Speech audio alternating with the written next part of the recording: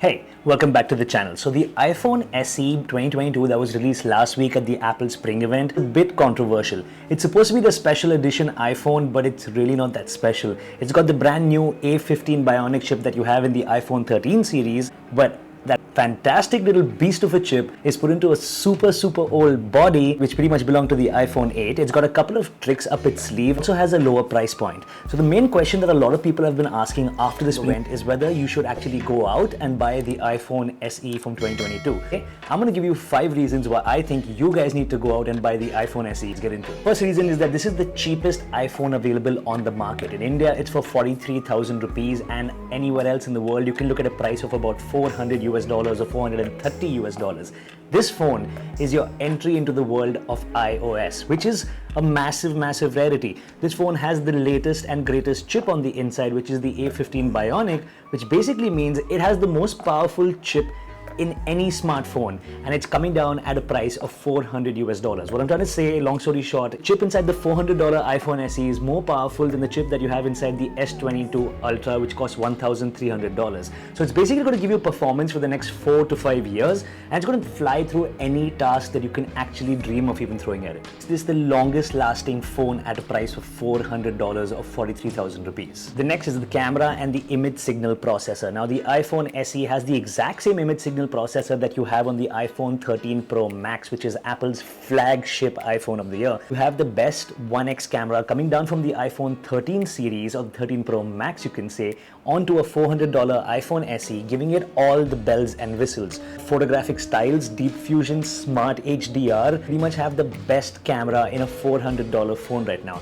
It's very similar to the formula that you have on the Pixel 5a or the 4a, any of the A series Pixels. It's got the best Android camera. This is the best iPhone camera in a budget phone. So yeah, it is definitely amazing on the camera front. It's one of the best cameras at a price point of $400, and it's definitely the best video camera at a price point of $400, with iPhone video being industry leading for the last 10 years. You can shoot at 4K at 60 frames per second. Of course, there's no ProRes video, but that's for the Pro models only. You basically have the same video capabilities as the iPhone 13 series on this phone. So if you're somebody who just wants a great phone that can process amazing images, amazing videos, and you want it at a budget price, the camera is definitely a reason why you should pick up the iPhone SE. Battery life. Now, yeah, I know this is a controversial feature, but to be very honest, I know battery life on this phone isn't the greatest. That being said, this year you have 5G on the iPhone SE 2022 model, which basically means it's going to consume a lot more battery, and it should give you worse battery performance than last year. But to be completely honest, the iPhone SE from last year sold a ton all over the world, and the battery life on that phone was garbage. This year the iPhone SE, the newer version, has better battery life, a slightly bigger battery capacity,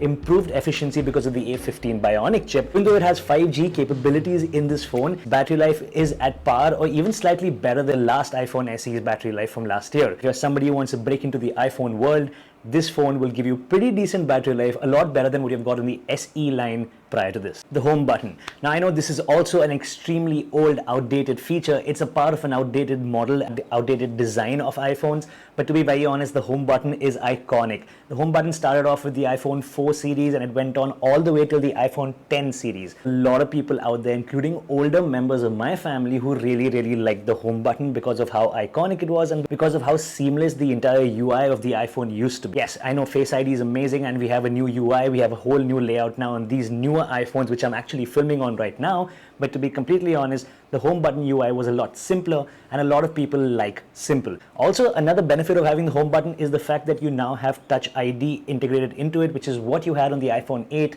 7, 6, 5, and this is something fantastic because a lot of us current iPhone users were struggling with Face ID during the pandemic. Touch ID is also biometric, it's also fast, and Apple's Touch ID has always been fantastically quick. Overall, Touch ID is a fantastic feature. If you just want something simple where you don't want Face ID, and well, considering Face ID sucks during the pandemic, you want Touch ID and you want a cheap iPhone, the iPhone SE is the right choice for you. And the last reason why you would actually want to consider buying the iPhone SE from 2022 is if you're a gamer. Wait, I know some of y'all are laughing, but hear me out. If you're anybody who's ever played a game on the iPhone 13 Pro Max, or even if you haven't, if I come up to you and tell you that there is no game in the mobile platform does not run well on the iPhone 13 Pro Max, you'd probably sit down and go like, yeah, it's Apple's flagship iPhone, it's got that super powerful processor, Yeah, I mean, it's got everything that you need. Any mobile game should run well on the iPhone 13 Pro Max. But what you don't understand, gaming, the key components that you need inside a phone for it to perform well is a decent screen, a good amount of RAM, graphics, and processing power. iPhone SE from this year has all of these features. It has a decent screen, even though it's a little bit smaller. It's one of the best displays at that size that you can get in the market. It has higher RAM than what we had on last year's model. It has the A15 Bionic chip, which is a complete beast. Amazing graphical power. It's got insane performance when it comes to its computational power. It can run any game on it at any given point in time, and the battery life on the SE is also slightly better, which is going to give you a lot more sustained performance when you're using it for any kind of game. Basically, you can pretty much get very similar gaming performance that you have on the iPhone 13 Pro Max on the iPhone SE for 42,000 rupees or $429 US. Is absolutely amazing because it also brings you all the other benefits that we talked about in this video. All 5 of the benefits that we talked about. It's going to also give you software updates for the next 4 or 5 years, and this phone is going to perform as well as the iPhone 13 does over the next 4 years. And the iPhone 13 is Apple's flagship of 2022. It's the cheapest iPhone on the market. It's not the best. There are Android phones with better specs and better features, but if you want to get into the iOS world, and if you want to get sustained performance for the next few years and you want the longest lasting phone at 43,000 rupees, the iPhone SE is the way you want to go. Let me know in the comment section if you enjoyed this video, and if you want to pick up an iPhone SE, or if you're going to pick up an iPhone SE, definitely drop a comment and let me know why. Let me know if any of these features appeal to you. I'm going to see you in the next video. Thanks for watching. Peace.